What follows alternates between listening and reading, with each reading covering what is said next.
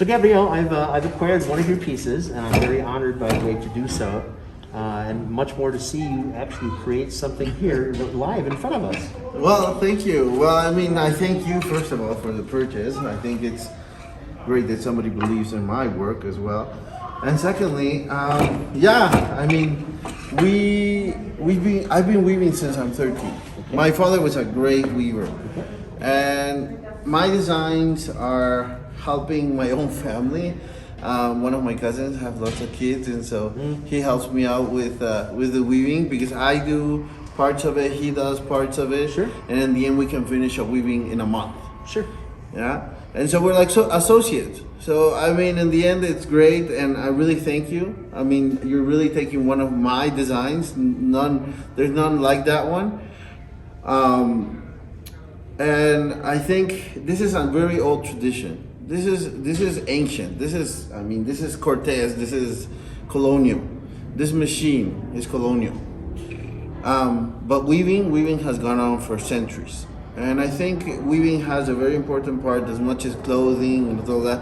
And nowadays, decorative weaving did not exist before. Nowadays, you can put something in your house and it looks beautiful on the floor, right? Or not, hanging up on the wall, sure, depending on the quality of what you're doing. Or something, but of course, yes. Yeah, and I mean, I think weaving is very hard. It's very hard work. It takes a lot of hours sitting here doing this, and then in the end, the people appreciate it, look at it, and say, "Oh, I love it. I'm gonna take it home." I think that's the most amazing feeling.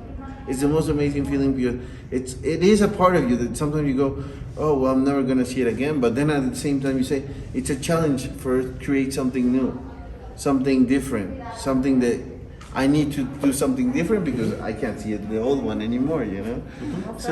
So what's changed over the course of time? Are you using different materials? Is it what's different now than it was 500 years ago? Yeah. Well, I mean, the industry of textiles has way more options and way more accessibility. No, I just mean you as a the crafter that you are, this artisan. And obviously you're using an appliance here that is not today, this is not modern, right? No. So you're also using materials that are, what's the heritage on the materials? Well, my father is the one that really invented this. We use silk, silk, that we dye with indigo. Okay. That's old. The indigo, sure, but not the silk. Right. And the silk was cochineal as well. Derived from beetles, of course. Yes. They're the ones that are living on the nopal cactus. Okay. And then it's only the female that gives the color. Oh. The male actually, there's a very important actually series of artwork based on that. And the male loses his jaw. He mates with the female, loses his jaw, never eats again, and dies. And the female stays on the cactus, reproduces, and infests, because it's actually considered an infestation, the cochineal, and infests the nopal and eats it. And then people collect them, dry them out, and then they sell them. Back in the 15th century, kings with their capes were the ones that really, it was really expensive. Like cochineal got to be so expensive, more than gold, because it gave that red. So king, those kings of the 15th century, how did they get their red capes? Where does that tradition come from? Well, that comes from cochineal. Cochineal was the one that gave the kings red on their capes that they use in the royal courts and all of that. And so, I mean, when you look into the history of how Mexico and the world and the natural dyes have been around for so long, but have been, kind of taking upon themselves to have this like interaction, it's amazing. It's amazing what you can find. I mean, there was this beautiful exposition that my father worked with many years ago, and he gave the wool and the silk to the exhibit, and gave a few pictures of him dyeing and things like that. And it was in Bellas Artes in Mexico City, but it's only about cochinilla. And there's mezcal that's dyed with cochinilla. There's all kinds of things that you can do with cochinilla. Even like chips. They used to make chips with cochinilla. They would just make a big thing made out of red and pour it over the chips, and it would be red. and then they saute it with salt, and then you would have that red color in edible because it's an insect. You can eat it, you can use it. I've seen ice cream with cochineal. I've seen all kinds of things made with cochineal because it's natural, it's fine, you can eat it, it's perfectly natural, and a lot of people are not aware of this, like yogurt. The yogurt with this flavor, what do you call it? Strawberry. There's in this exhibit they were showing that they use cochineal to make it even a little bit deeper red. Yeah. So I mean, it's amazing. It's amazing because at the same time it is expensive. Like what we do with the natural dyes is expensive. So that's why sometimes our weavings are a little bit more expensive. But our guarantee is that we're authentically using cochinilla, indigo. I wish they weren't so expensive because then it would be more accessible for everyone, Exactly. Right. Or that we wouldn't have to sell the weaving so expensively. I mean, that's just a thought, you know what I mean? No, I mean, everybody should have a weaving. That's kind of my thought. You Yes. know, everybody should have one in their house and enjoy it. But sometimes, between the hours we sit here and then the time it takes to buy the materials, and then at the end of when you make the numbers, you go like, oh, well, it's a little bit more than we thought, How many hours took for that? Hours, it takes a month. A month. So when you're working, is that day to day? Like, do you work on it like 6 hours a day, 4 hours a day? Well, myself, I work between 3 to 4 hours a day. Okay. But my cousin comes in and he does put in 6 to 8 hours, like a normal job. Yeah. Yeah, and then and the income for making these too, they must be, Well, there's a whole village that does this, and they don't do always the fine work or buy the expensive materials, but with just normal wool, sometimes natural dyes that are very accessible too in some parts of like in my village, you go up in the mountains and you could get yellows very easily. This season, pericon is a plant, and you just go up, pick it up, and bring it home and make it like into a tea, and then you got yellow. But like maybe indigo might be a little bit more expensive. Right, harder to find yes. too. And this is the real thing that we're dealing with here. And, Speaking of the real thing, so it doesn't get more real than this. You've got foot pedals, wooden foot pedals here. Yes. You got obviously ropes that attach everything, and over here you've got a cog or a gear, Yes. which is not metal, right? No. So you got a wood carved.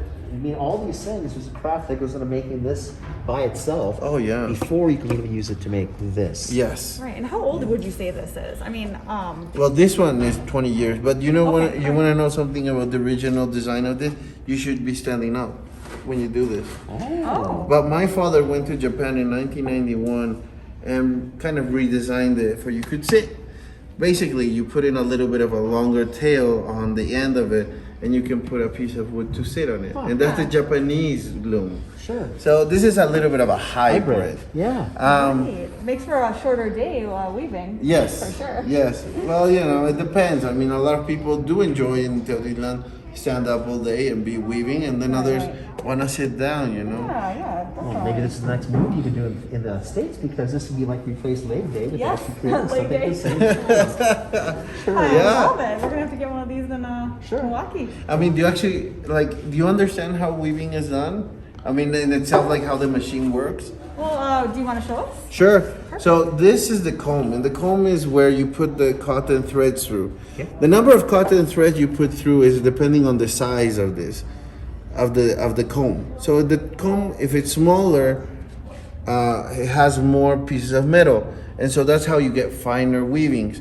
The less amount of metal it has, the less finer it's going to be. I see. Now, the second part is this series of combs go up and down. And these, when they go up on one side, you put the thread through and it opens up. But once you close it with the other pedal, the other ones come up. And then you tighten it back. Okay? And that's how it weaves. It tightens, it loosens. It tightens, it loosens. And then you kind of build on that. The figures in that, well, basically you kind of think about it as two series of you have two plates here, and then you kind of count 1 thread, 2 thread, 3 threads, and you kind of change the pedal for it to go.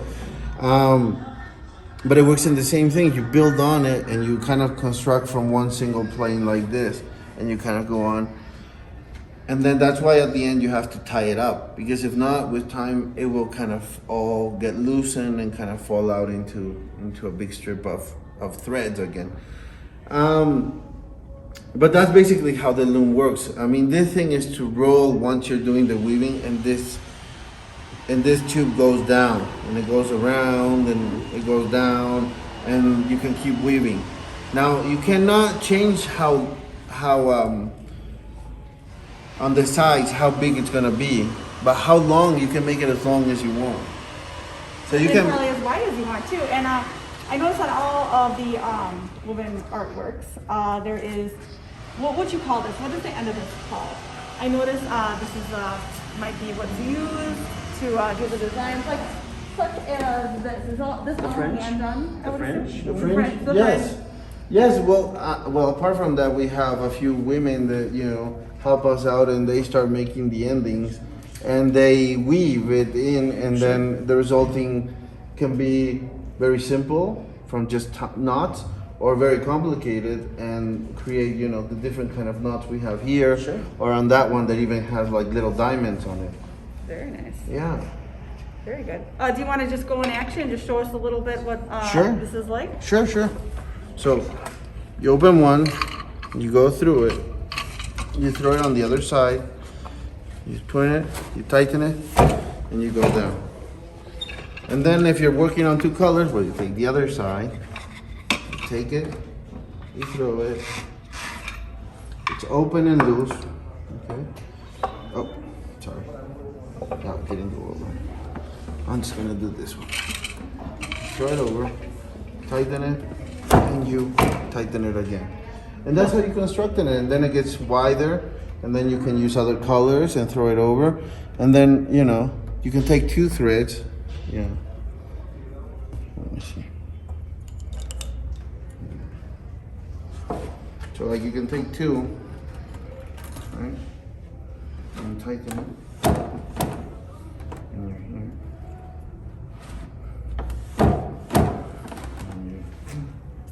So there's a lot of work and time and, thought out processes that go through these. Where do you get your inspiration for your designs? I know we talked about Day of the Dead. You made the by the altar, the devil, to kind of make fun of it. Like, what inspires you? Well, what inspired my father was geometric figures that were based on Mitla and Teotitlán, on the stelas, on the different designs on the church, pre-Hispanic designs. And then after that, my grandfather had more inspiration, a figurative with the actual kind of like warriors of Zapotec and the Jaguar warrior and all that. That's where he took his designs. And what I'm trying to do is a little bit like combine both. So something figurative with something very abstract, and then creating like the skull you just bought. It's kind of like detailed within side of it, but at the same time it has a shape on the exterior. So that's kind of what I'm looking for in contemporary my designs. But traditionally, they're based on a very specific thing. The triangles, the diamonds are based on the Zarape de Saltillo. It's a rescue that my father did because they started making the diamonds in the Zarape in the northern part of Mexico, and he went upon himself to do a small rescue on it back in the 1980s. And then after that, he went into putting his own drawings into weavings. And so that's how he created weavings for like Francisco Toledo, Roberto Doniz, and other artists that were involved in his era. And this is how my father ended up taking art school. He went to art school.